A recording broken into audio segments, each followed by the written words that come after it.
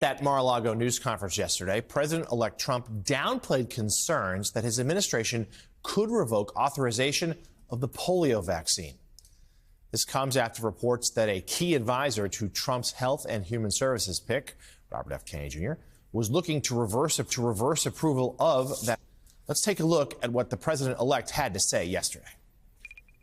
Nothing's going to happen very quickly. I think you're going to find that Bobby he's a very rational guy. I found him to be very rational. No, nothing, you're not going to lose the polio vaccine. That's not going to happen. I saw what happened with the polio. I have friends that were very much affected by that. I have friends from many years ago, and they have, obviously, they're still in not such good shape because of it. You know, and many people died. And the moment they took that vaccine, it ended. Dr. Jonas Salk did a great job, so I don't anticipate that at all. But we're going to look into finding why is the autism rate so much higher than it was 20, 25, 30 years ago. I mean, it's 100 times higher. There's something wrong, and we're going to try finding that. Joining us now, Chief White House Correspondent for the New York Times, Peter Baker. Peter, thanks so much for joining us this morning. Let's start there.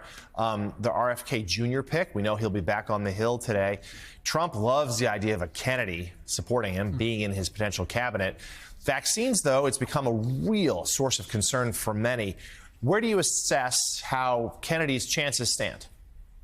Well, you know, at the moment, a lot of Senate Republicans are making clear that they're bending to Donald Trump's will. They believe, they argue that he has a right to put his people in place, and absent some, extraordinary circumstance to the contrary, they're willing to go along with that. So far, the only red line they have drawn was on Matt Gaetz.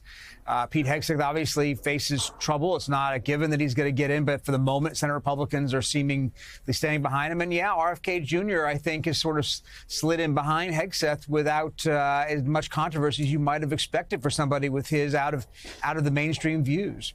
So, Peter, we're so grateful that you're here. You've been a chronicler of the presidency for so long. Give us your thoughts here. January 20th now, just a little over a month away. Trump back in power, emboldened after all that he's been through in the criminal trials and a re-election bid, has, as you say, Republicans bending to his will. What are you expecting once he sits in the Oval Office yet again? Well, I think the idea that he's a changed person is an interesting one. You hear that from some people. My colleague Maggie Haberman wrote this morning that what's really changed is Washington and how they're responding to him. Trump himself observed this yesterday at his news conference. He says, last time everybody was fighting me. This time everybody seems to like me. Well, I don't know if they like him, but they're certainly deferring to him. And you've seen the parade of, billionaires and tech CEOs streaming to Mar-a-Lago to kiss the ring. And you've seen these Republicans basically going along. And it's true, last time around, and 8 years ago when he took office, there was resistance among a lot of Republicans. Since then, he has come to dominate the party in a way that very few people have ever dominated a political party, if ever, in this country. And he is at the apogee in some ways of his influence and power.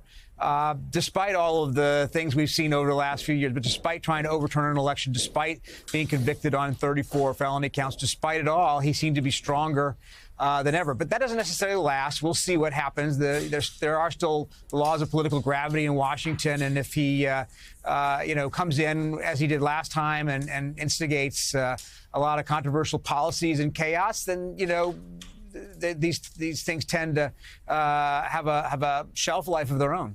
Yeah, and we should certainly know the past often prologue, and every time he's been given the choice between unity and division, he's chosen division and controversy. So, Peter, let's talk about what those first 100 days might look like. We should expect a flurry of executive orders, movement on things like mass deportations, perhaps. He wants to work on the tax cut. What else? How do you think Trump approaches his first 100 days in office?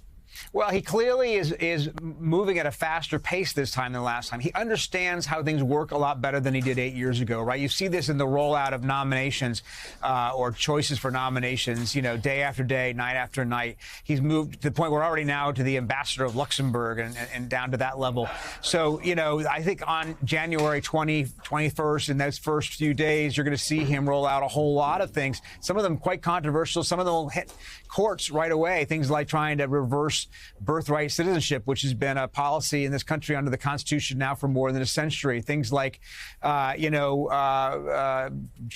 for January 6th attackers, the people who attacked the Capitol 4 years ago, things along the lines of retribution against his foes. He seemed to relish yesterday the idea of his own personal lawsuits against the media, and by the end of the day had sued a pollster in Iowa because he didn't like the pre-election poll that went against him and was actually wrong, but hardly seems to be a crime. But we'll see where things go. I think he is planning to hit a lot of directions all at once. It's like the movie, everything, everywhere, all at once.